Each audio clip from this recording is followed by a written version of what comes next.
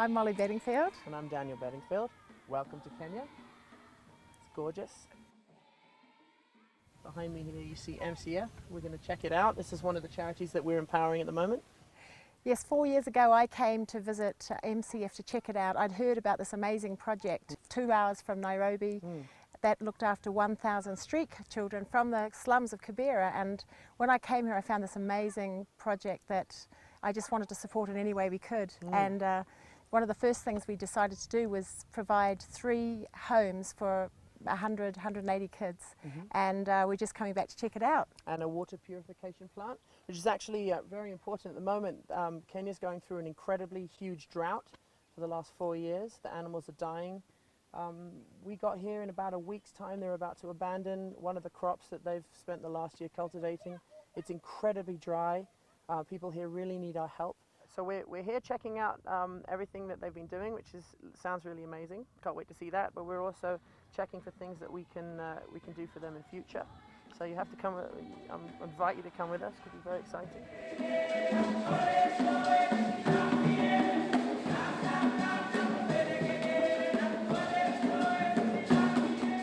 Okay, this almost completely dry strip of land is where the River Thika normally runs. You can see it's an extremely low level.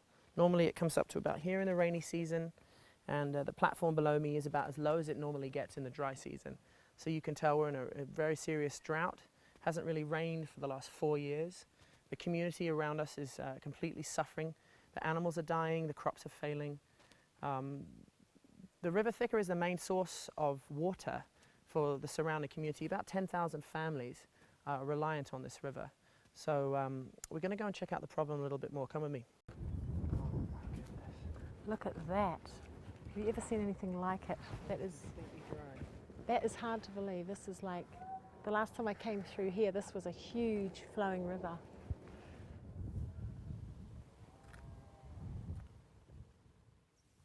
So Grace, this is the Thika River, is that right? Yeah, that's correct. Yeah.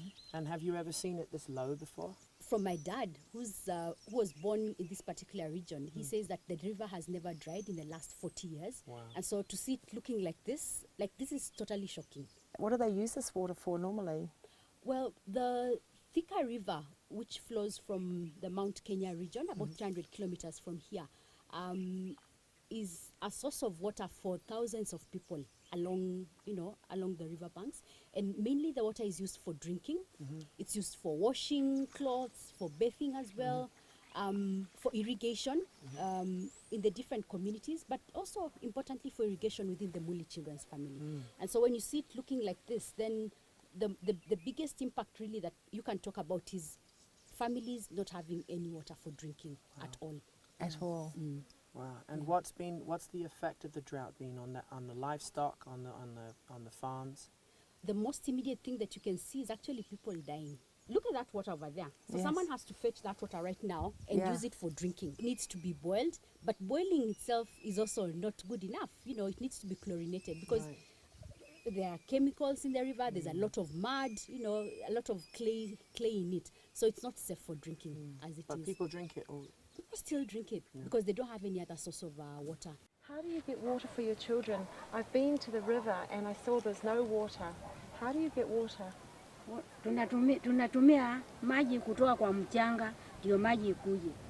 We have to dig the ground at the river bed, so in the sand, that's when we can get a little water. So here we are, sitting in the middle of the purification plant. It's not quite finished, Not yet. but almost. Yeah, right now where we are at, we've completed all of this, and what we are waiting for is just the professionals because we have contracted. So now what is left is for them to come, install the pipes, and put the chemical dosers because that's what they have to do, as well as the water tank, and that should not take more than 8 weeks. So Very good. by the time the rains come, Great. we should be ready to go. Brilliant. Yeah. Have you got other villagers around? Do they know about what's happening? All the people around? Like, are they hoping this will happen soon? Oh, they are. Trust me, they are. And like right now, when there is no water, and we have people coming in from the village, even up to this time now, to come and get water from here. And of course, because we don't have any water, So then we have right to now, really, people are drinking that water. even right now, that's what they're drinking. So you can imagine the anticipation. Can you just tell me, With the hunger that's out there right now in the water, you've got children from, thousands of children from the community around coming here every day for food and water. Yeah, that's true. People can't grow any crops at all. So they're fields are starving empty. and Yeah. they can't grow crops. They can't get more animals because they can't sustain them. So there's no way out of this No. hunger at all. Nothing. And really, you're the only hope for We are them the- right at this moment. We are the only hope. Drought. So is there anything that you can do at all to prepare for if this happens in another 10 years or another 5 years, a drought that's of similar proportions? So we don't even know, maybe the world's climate is changing, maybe this could happen more often. Is there anything, any kind of solution that you can do to help this place if that happens again? I believe one of the things that can be done and what we are actually hoping to be able to do is to put up more boreholes so that we can be able to have more clean, safe water for drinking for the children as well as for the supply to the community.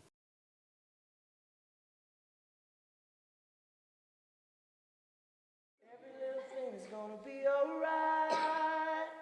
Every little thing is gonna be alright.